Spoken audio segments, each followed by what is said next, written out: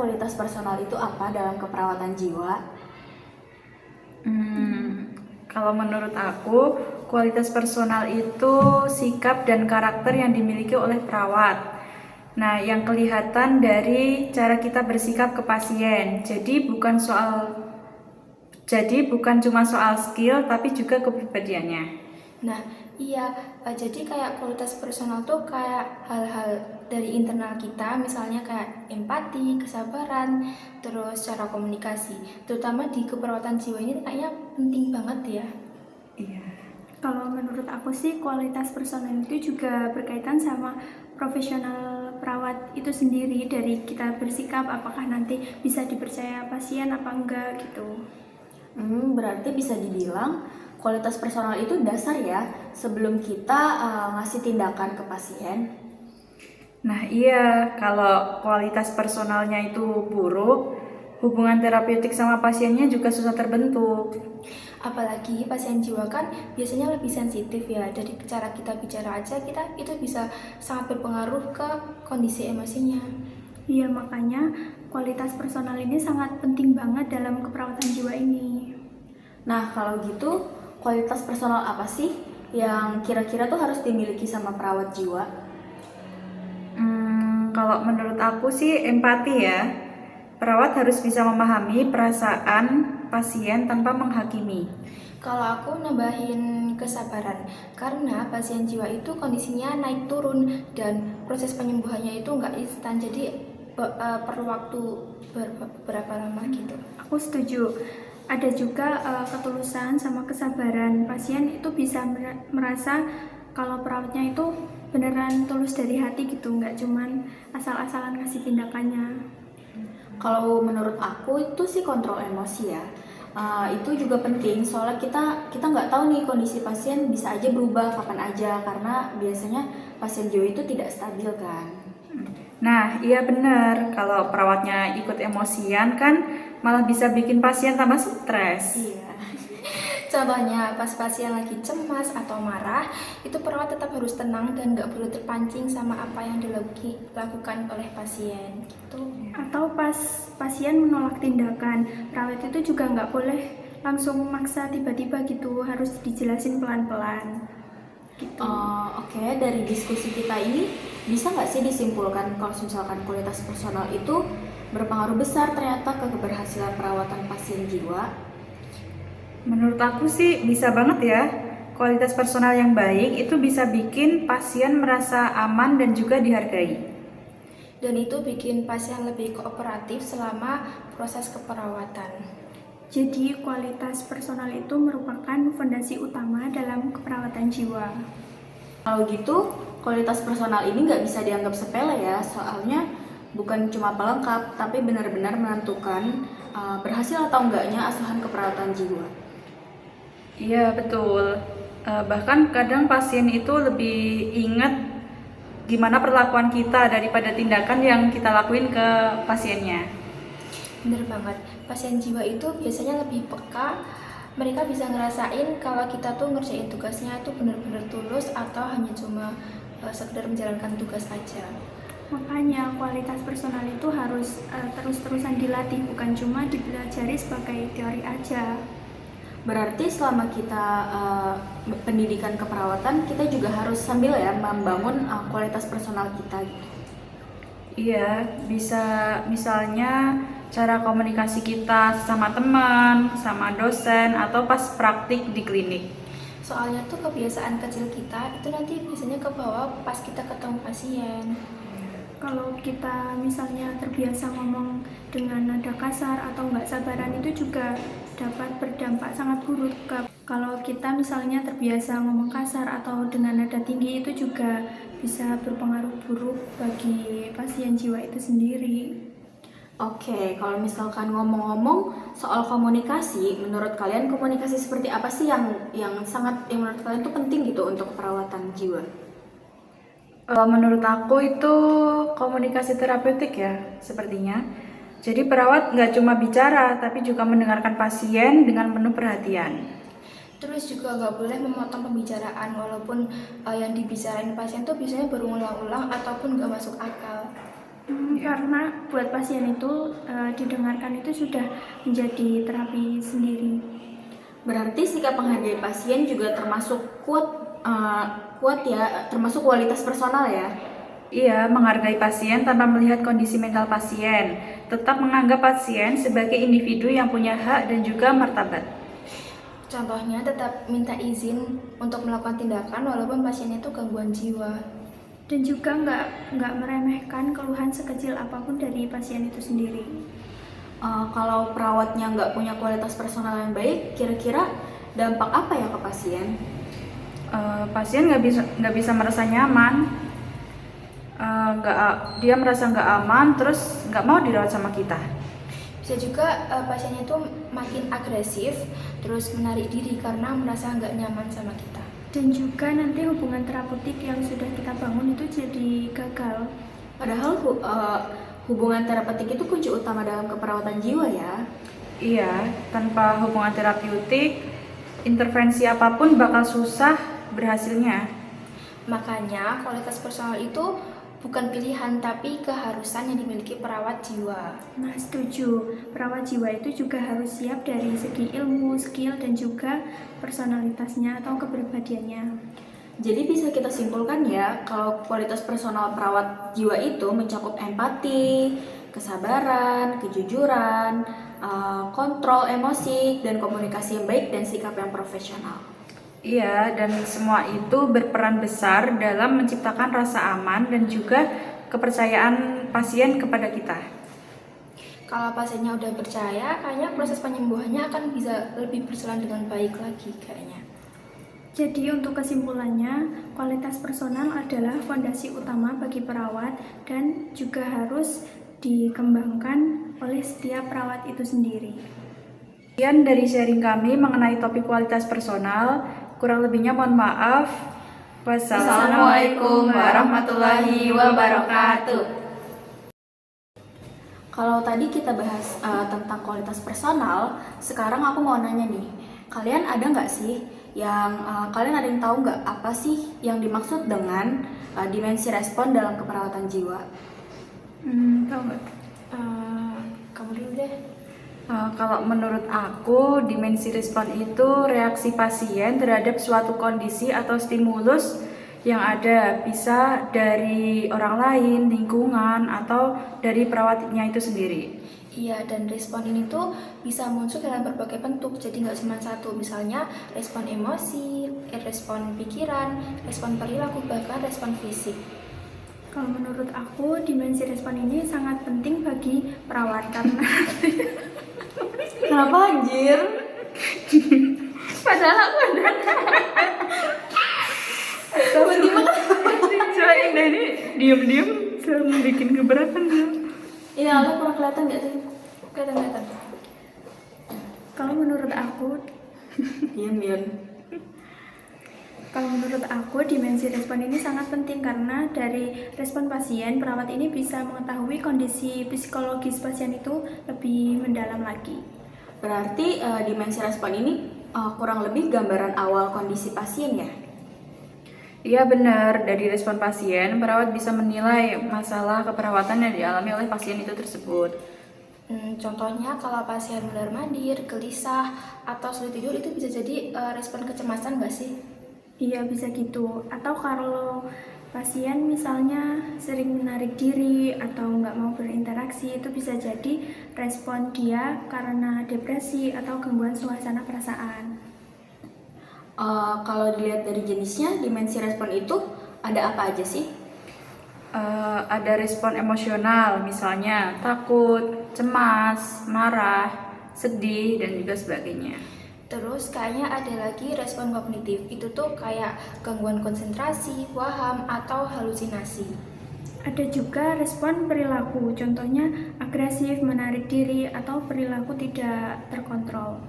Berarti perawat ini harus jeli banget ya dalam mengamati respon pasien. Iya, soalnya respon pasien itu nggak melulu diungkapkan secara verbal. Terus kayak bahasa tubuh, ekspresi wajah, dan juga sikap itu juga penting banget, dia harus diperhatikan. Nah, dengan memahami dimensi respon ini, nanti perawat bisa menentukan tindakan yang tepat dan aman bagi pasien itu. Jadi bisa disimpulkan, dimensi respon itu dasar penting dalam pengambilan keputusan dalam keperawatan jiwa ya. Terus ini nggak ada. Aku lagi. Iya. Kalau gitu, dimensi respon ini bukan cuma sekedar teori ya, tapi benar-benar dipakai dalam praktik keperawatan jiwa. Iya, karena hampir semua keperawatan salah. Iya, soalnya hampir semua tindakan dalam keperawatan itu dinilai dari respon pasiennya itu tersendiri. Jadi kayak perawat tuh nggak bisa asal ngasih tindakan tanpa memahami respon yang ditunjukkan oleh pasien itu. Iya, soalnya karena pasien itu punya responnya sendiri-sendiri walaupun nanti diagnosanya sama gitu. Berarti dua pasien dengan masalah yang sama belum tentu bisa menunjukkan respon yang sama ya. Betul, misal sama-sama cemas. Ada yang menjadi pendiam, ada juga yang dia malah banyak bicara.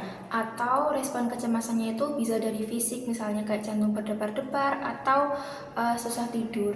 Iya, makanya perawat itu harus menilai respon pasien itu secara holistik. Kalau dalam keperawatan jiwa, respon pasien ini biasanya dipengaruhi oleh apa aja sih? Bisa dipengaruhi oleh pengalaman hidup, lingkungan, dukungan keluarga, dan juga kondisi mental pasien itunya sendiri. Terus juga bisa dipengaruhi sama cara perawat berkomunikasi sama pasien juga kayaknya deh. Ya, kalau perawatnya kasar terus nggak empatik, nanti respon pasien juga pastinya jadi negatif. Berarti sikap perawat juga bisa jadi stimulus untuk memunculkan respon pasien ya? Iya, makanya kualitas personal sama dimensi respon itu mereka saling berkaitan. Cara bicara perawat yang tenang itu bisa bikin pasien lebih kooperatif dalam melakukan tindakan. Sebaliknya, nanti kalau nada perawatnya itu tinggi, malah justru bikin pasien semakin cemas atau takut. Kalau di dalam praktik, perawat biasanya mengkaji dimensi respon lewat apa aja? Bisa lewat wawancara, observasi perilaku, dan mungkin interaksi hari-harinya pasiennya itu ya. Iya kayaknya. Terus misalnya kalau dari pasien cara dia menjawab, terus kontak mata, terus cara duduknya tuh bisa juga dikaji lewat situ.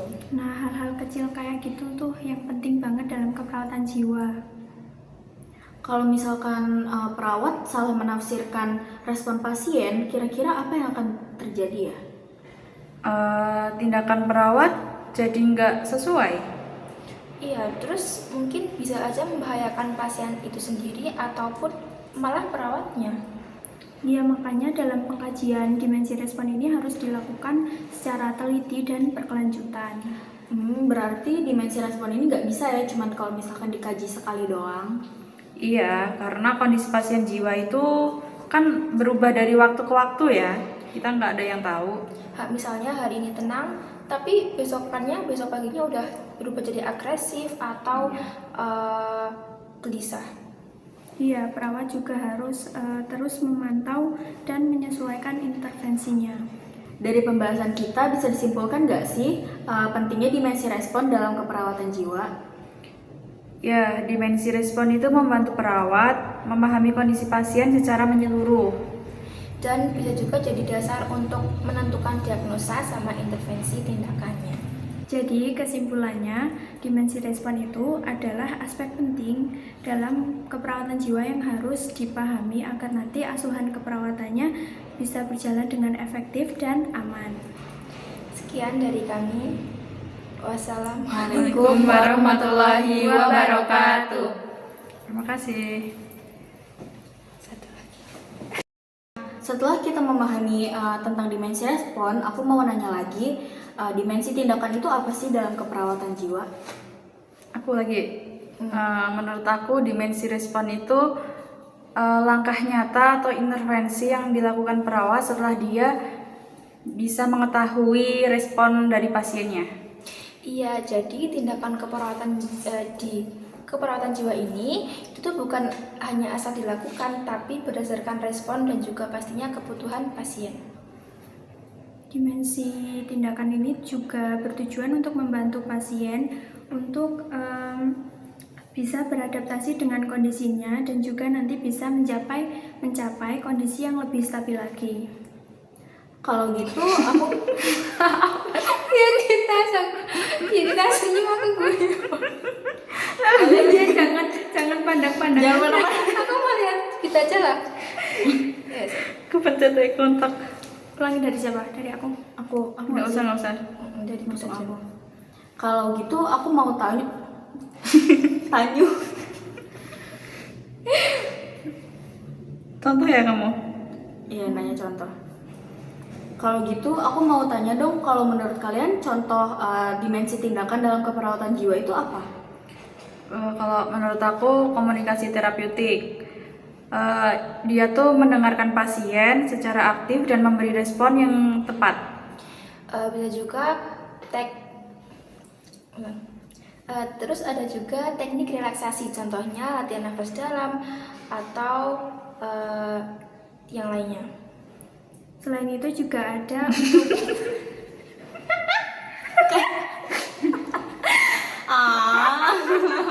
Aku siapa? ulangin. Aku ya.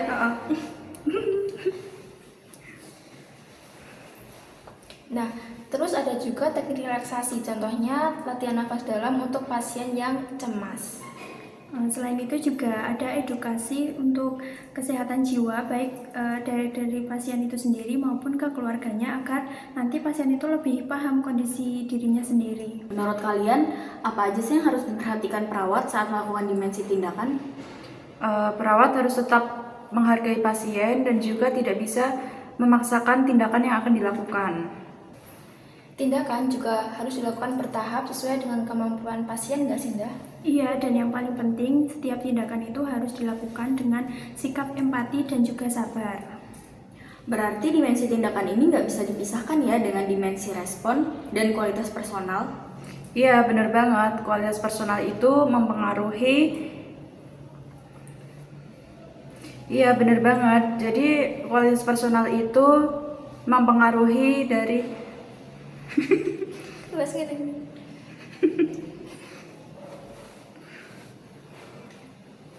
Nah, iya benar banget. Jadi kualitas personal itu mempengaruhi tindakan yang akan dilakukan oleh perawat.